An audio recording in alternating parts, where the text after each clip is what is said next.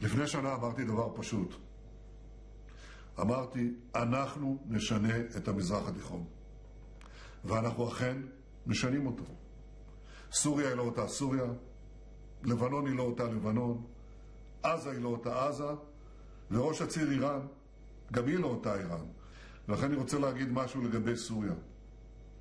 אין לנו עניין להתעמת עם סוריה. אנחנו נקבע את מדיניות ישראל כלפי סוריה לפי המציאות המתהווה בשטח.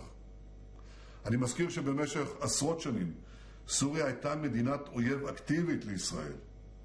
היא תקפה אותנו שוב ושוב, היא אפשרה לאחרים לתקוף אותנו משטחה, היא אפשרה לאיראן לחמש את חיזבאללה דרך שטחה. כדי להבטיח שמה שהיה לא יהיה יותר, אנחנו נקטנו בשורה של פעולות עצימות בימים האחרונים. בתוך כמה ימים השמדנו יכולות שמשטר אסד בנה במשך עשרות שנים. ועשינו זאת כדי לוודא שנשק מסוכן לא יופנה נגדנו שנית מאדמת סוריה. אנחנו גם פגענו בנתיבי אספקת הנשק מסוריה לחיזבאללה. זה יכולות שאיראן מעבירה לחיזבאללה דרך סוריה.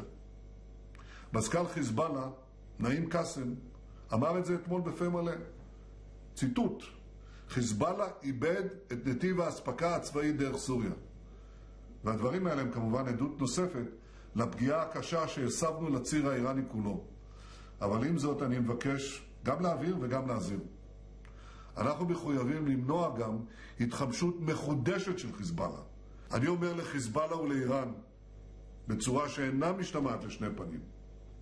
כדי למנוע מכם לפגוע בנו, אנחנו נמשיך לפעול נגדכם ככל שנדרש, בכל זירה ובכל זמן.